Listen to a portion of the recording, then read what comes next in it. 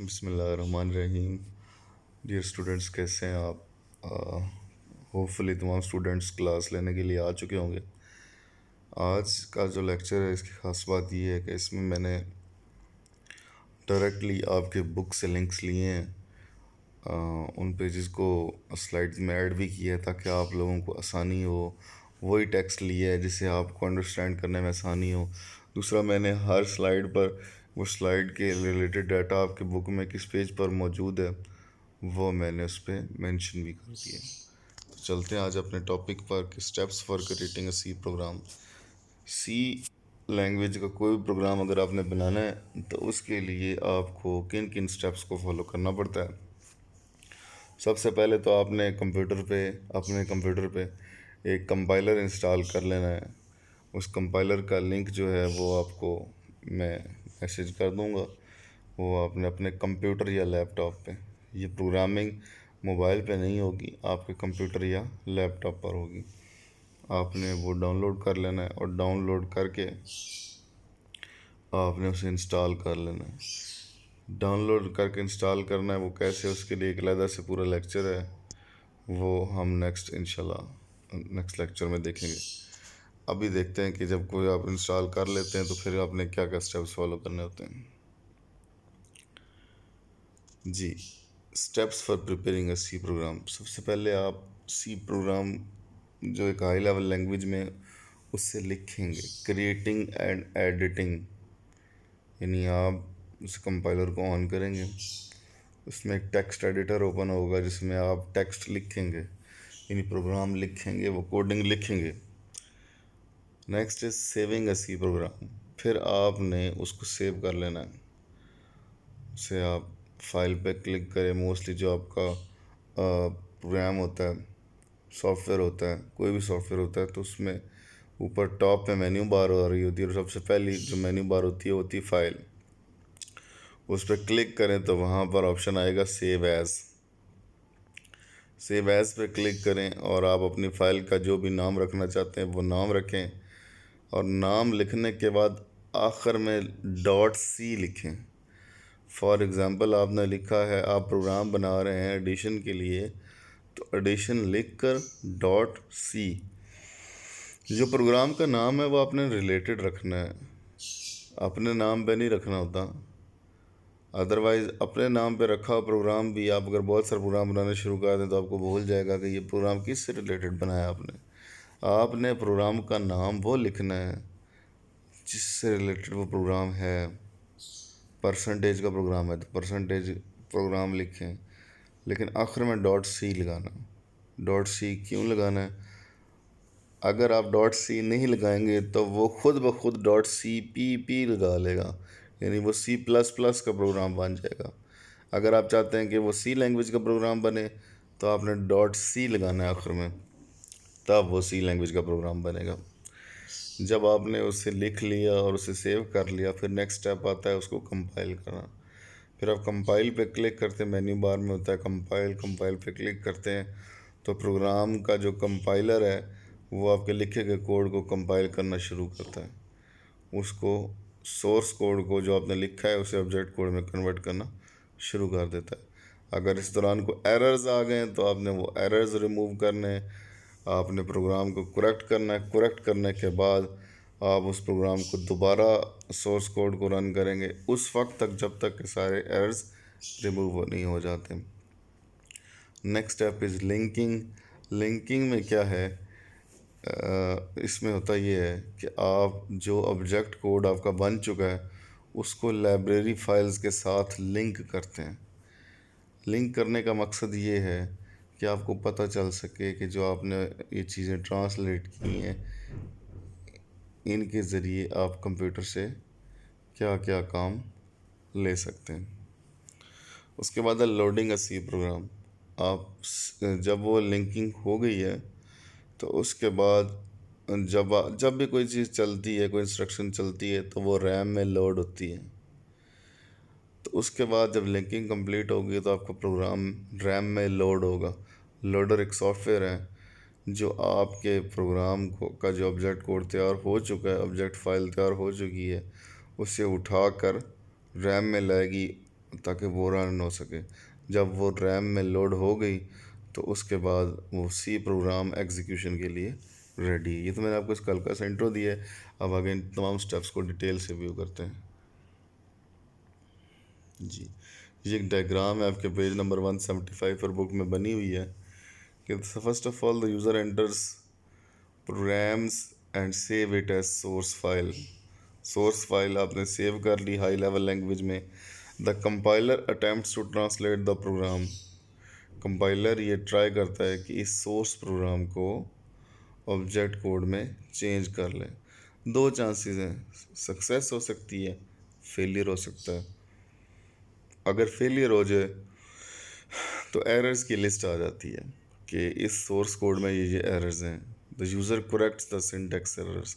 और वो एरर्स कौन कौन से होंगे? सिंटैक्स एरर होंगे। आप उन्हें ठीक करते हैं, आपने अपना सोर्स कोड रिवाइज किया है, वो करेक्ट किया है, करेक्ट करने के बाद आप कंपाइलर दोबारा उसे अटैम्प्ट करेगा और ये साइकिल उस वक्त तक चलती रहेगी जब तक कि उसमें एरर्स हैं। जब एरर्स ख़त्म हो जाएंगे तो फिर सक्सेस हो जाएगी। सक्सेस होने पर जो आपकी फ़ाइल है वो कन्वर्ट हो जाएगी ऑब्जेक्ट फाइल में और उसकी एक्सटेंशन हो जाएगी डॉट सी से dot O B J. O B J mean object file. वो सी जो हाई लेवल लैंग्वेज थी अब वो एक लो लेवल लैंग्वेज में कन्वर्ट हो चुकी है, मशीन लैंग्वेज में, और उसकी एक्सटेंशन भी डॉट ओ बी जे हो चुकी है। Linker links new object file with other object files. Other object files या अदर लाइब्रेरी फाइल्स या हेडर फाइल्स जिनको इंक्लूड करके आपने उनसे हेल्प लेनी है। उसके बाद वो एग्जीक्यूटेबल फाइल में कन्वर्ट हो चुकी है। अब उसकी एक्सटेंशन डॉट ई एक्स ई हो चुकी है। स्टार्ट में डॉट सी थी, फिर वो जब ट्रांसलेट हो गया तो डॉट ओ बी जे हो गई, और जब एग्जीक्यूटेबल फाइल बन चुकी है तो डॉट ई एक्स ई हो चुकी है उसकी एक्सटेंशन। एक्सटेंशन ये बताती है कि किस तरह की फ़ाइल है। हर एग्जीक्यूटेबल फाइल की एक्सटेंशन डॉट ई एक्स ई होती है। उसके बाद लोडर क्या करता है? इस प्लेस करता है एग्जीक्यूटेबल फाइल इनटू मेमोरी।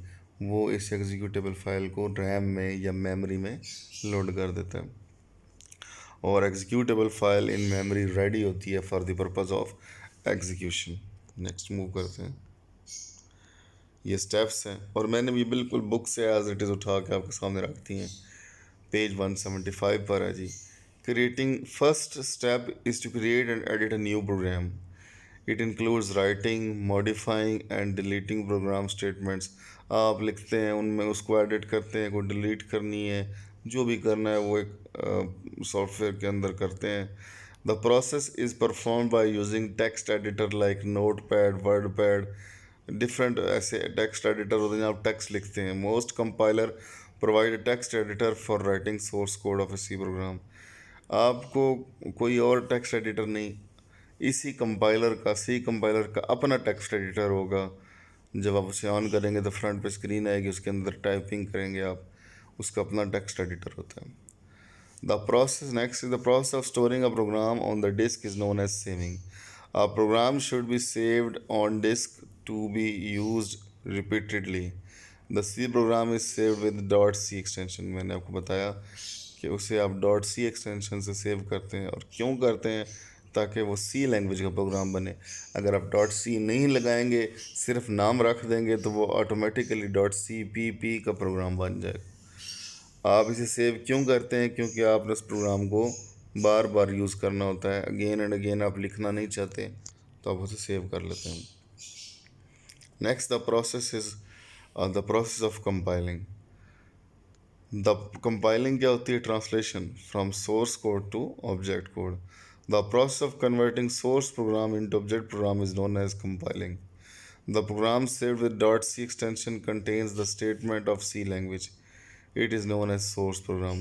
जो सोर्स प्रोग्राम होता है, जो डॉट सी की एक्सटेंशन से आपने सेव किया है, उसे हम सोर्स प्रोग्राम कहते हैं। The source programme can not be executed bye computer directly.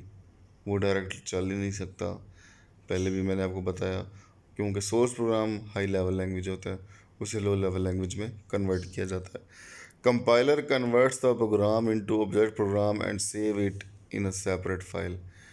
वो उसे कन्वर्ट करता है सोर्स प्रोग्राम को, कंपाइलर, और उसकी ऑब्जेक्ट फाइल बनाता है और उसे एक अलग फाइल में सेव करता है और उसकी एक्सटेंशन क्या हो जाती है .obj।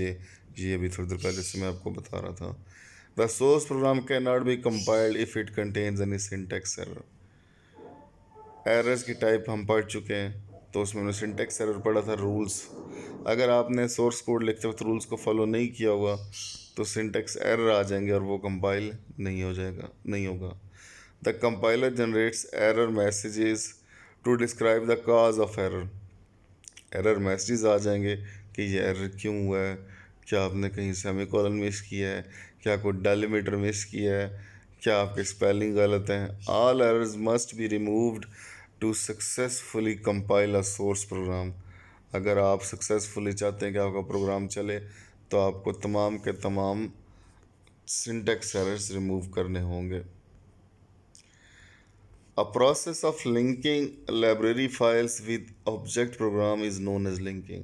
ऑब्जेक्ट फाइल बन चुकी है, अब लिंकिंग प्रोसेस होना है।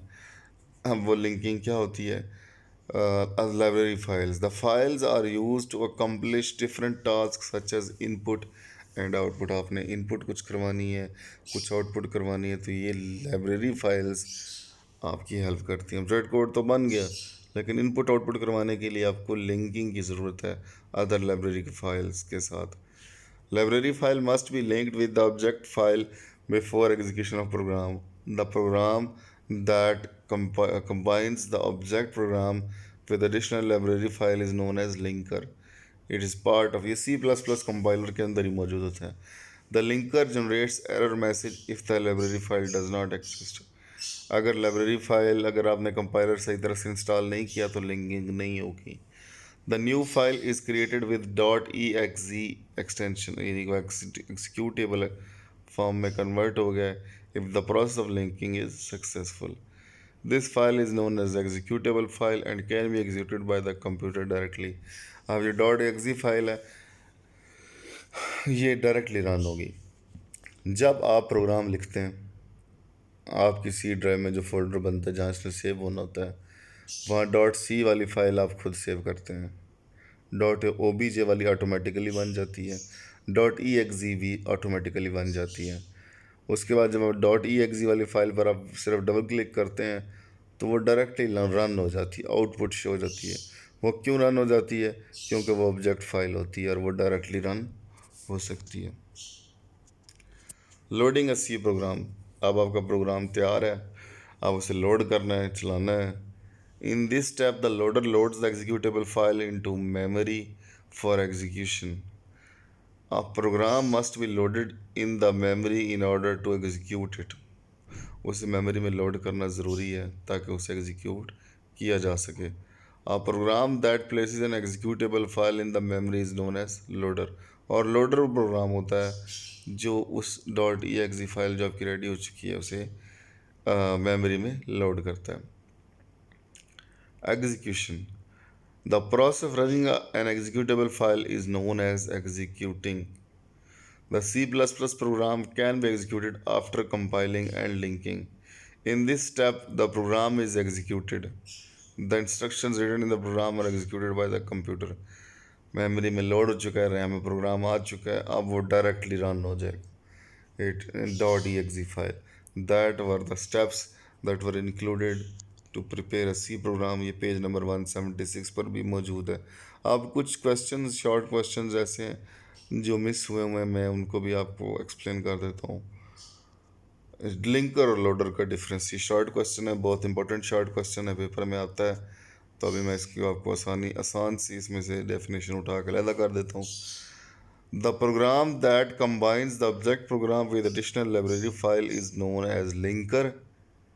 ये पहली लाइन, ये आपकी बुक से मैंने पेज इसलिए उठाया ताकि आपको आसानी से समझ आ सके। The program that combines the object program with additional library files is known as linker. यानी कि जो ऑब्जेक्ट प्रोग्राम को एडिशनल लाइब्रेरी फाइल्स के साथ लिंक करे उसे लिंकर कहते हैं। सबसे आखिरी लाइन में आ जाएं, जो आखिरी दो लाइन अलग से लिखी, दूसरा paragraph. The program that places an executable file in the memory is known as loader. और जो इस एग्जीक्यूटेबल फाइल को उठा के मेमोरी यानी रैम में लोड करता है उसे हम लोडर कहते हैं। The program must be loaded in the memory in order to execute it. ये दो लाइनें। सबसे पहली टॉप वाली line, a program that combines the object program with additional library file is known as linker, ये वाली लाइन। और दूसरा, the program that places an executable file in the memory is known as loader, ये जो line है ये उसमें आएगी। अब अगर आपसे पेपर में शॉर्ट क्वेश्चन पूछा जाता तो आपने सिर्फ ये दो लाइनें लिखनी है। अगर पेपर में सवाल आता है steps for creating a C program, तो बेटे वो डायग्राम जो भी पिछली स्लाइड्स में आई है वो समेत जो अगले 6 स्टेप्स हैं वो सारे लिखने हैं। उसमें कोई शॉर्ट नहीं करना, वो कंप्लीट एक लॉन्ग क्वेश्चन है, वो अपने एज इट इज़ लिखना है। नेक्स्ट शॉर्ट क्वेश्चन की तरफ चलते हैं। Difference between dot C and dot C P P, यानी डॉट सी और डॉट सी पी पी में फ़र्क क्या है? अब मैंने आपको सबसे पहले बताया भी है कि अगर आप प्रोग्राम को डॉट सी के साथ सेव करेंगे तो सी का प्रोग्राम बन जाएगा, अगर आप डॉट सी पी पी के साथ सेव करेंगे तो वो सी प्लस प्लस का प्रोग्राम बन जाएगा। The compiler can use the turbo C plus plus एक कंपाइलर है, आप उसे यूज़ करें। और काफ़ी सारे कंपाइलर हैं, एक तो टर्बो है और भी डेव सी प्लस प्लस है। आपको कंपाइलर में इंस्टॉल करना नेक्स्ट लेक्चर में इंशाल्लाह सिखा दूंगा। The compiler can use many additional features if the source program is saved with dot C P P extension. By default वो डॉट सी पी पी के साथ सेव होगा और उसको कुछ एडिशनल फीचर्स की रिक्वायरमेंट हो जाएगी और वो हमें ज़रूरत नहीं है। These features are not supported by ANSI C, हमें सी लैंग्वेज में वो फीचर्स नहीं चाहिए और वो सपोर्ट भी नहीं करेंगे। The compiler restricts a program to only standard features of C if the source program is saved with dot C extension. और अगर आप प्रोग्राम डॉट सी एक्सटेंशन के साथ सेव करेंगे तो कंपाइलर आपके प्रोग्राम को सिर्फ सी लैंग्वेज के फीचर्स तक रिस्ट्रिक्ट कर देगा और यही हमने करना है। अगर आप डॉट सी नहीं लगाएंगे तो आपका पूरा प्रोग्राम ज़ाया हो जाएगा। आप चाहे एक एक लफ्ज़ देख के सही लिखा हुआ है। इसमें बड़ी एहतियात की ज़रूरत होती है। बाज़ औक़ात बच्चे ऐसे होते हैं जिन्होंने देख कर फ़ोटो कापी करके टाइप कर दिया होता है, लेकिन उसमें भी एरर आ जाते हैं। वो इस वजह से आते हैं कि इसमें बहुत बारीकी हैं, एक फुल स्टॉप तक की माफ़ी नहीं है। Next question is structured versus unstructured programming. Page number 183 पे ये शॉर्ट क्वेश्चन मौजूद है। In unstructured programming, the entire logic of the program is implemented in a single module or a function. The program written in these languages are error-prone, difficult to understand, modify and debug. Unstructured programming में क्या होता है, सारा का सारा programme जितनी मर्जी उसकी स्टेटमेंट चाहे 100 हैं 1000 हैं उनको एक ही ब्रैकेट में लिख दिया जाता है, एक ही ब्लॉक ऑफ मेमोरी में लिख दिया जाता है और उनको फिर ये होता है कि उसमें से एरर को ढूंढना, सेपरेट करना वो बड़ा मुश्किल हो जाता है कि किस जगह पर एरर था, कहाँ मसाइल थे।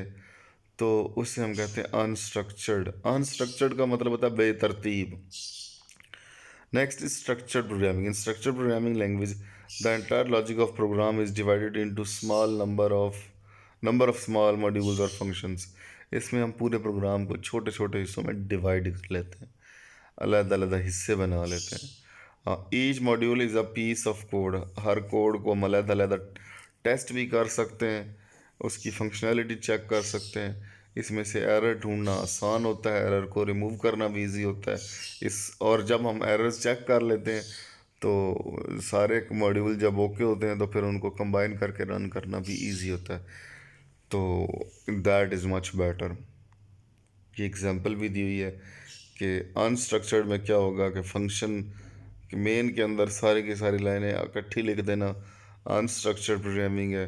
और जब कि अगर आप फंक्शंस बना लें, छोटे छोटे मॉड्यूल बना लें, जैसे उसने एक मॉड्यूल बनाया F1 फिर मॉड्यूल बनाया F2, इनको अलग अलग बनाया हुआ है और इनमें एरर ढूंढना भी आसान हो जाएगा। This is called structured programming. Next are few debugging features of C. अब ये शॉर्ट क्वेश्चन को एक आधा आ जाता है, ये 4 फीचर्स हैं, इनमें से कोई एक शॉर्ट क्वेश्चन में आ जाता है कि what are debugging features of C. तो 4 डीबगिंग फीचर्स हैं। डीबगिंग, क्या आप एरर कैसे रिमूव कर सकते हैं। The program may not execute even if it has compiled successfully. Some time compiling हो जाती है, ट्रांसलेशन हो जाती है, लेकिन वो रन फिर भी नहीं होता। तो the debugger provide the facility to find the error for executing one line of program at one time. तो ये जो सिंगल स्टेपिंग एक इसके अंदर फीचर है, ये इस कंपाइलर को इंटरप्रेटर की तरह काम करवाना शुरू कर देता है। इंटरप्रेटर हमने पढ़ा था कि वो एक एक लाइन एक एक करके एग्जीक्यूट करता है, ट्रांसलेट करता है। तो यहाँ पर ये कंपाइलर क्या करेगा कि एक एक लाइन को चेक करना शुरू कर देगा। जब एक एक लाइन वेरीफाई होना शुरू हो जाएगी तो हमें वो लाइन मिल जाएगी कि किस लाइन में एरर है। It enables the program to detect the exact place of error. The following procedure is used to execute one step at a time with single stepping. वहाँ रन पे क्लिक करेंगे, trace into या simply F7 press कर दें तो single stepping शुरू हो जाती है। शॉर्ट क्वेश्चन के तौर पर इसको आपने ये बस प्रिपेयर करना है, अदरवाइज इसकी कोई और रिक्वायरमेंट नहीं है। वॉचेस, वॉचेस का मतलब है नज़र रखना। ये नज़र रखता है उसकी प्रोग्राम की वैल्यूज़ पर। द वॉच और watch expression is use to check the value of variable as program executes. It indicates how the values of variable change during program execution. It is normally use in combination with single stepping. यानी आपने programme के अंदर जितने variable use किए हैं उनकी values को check करता है कि आप इसकी आपने वैल्यू क्या दी थी, फिर इसकी वैल्यू कैसे चेंज हुई। इनमें इससे ये पता लगेगा कि कहाँ कहाँ किस पॉइंट पे जाकर इस वेरिएबल की वैल्यू गलत हो रही है, और आप एरर फाइंड आउट कर सकेंगे क्या इधर आपने लॉजिक की गलती तो नहीं कर दी, और अगर लॉजिक की गलती कर दी तो आप उसे ठीक कर लें। Next is break point. Break point is use to mark a program where program execution will stop.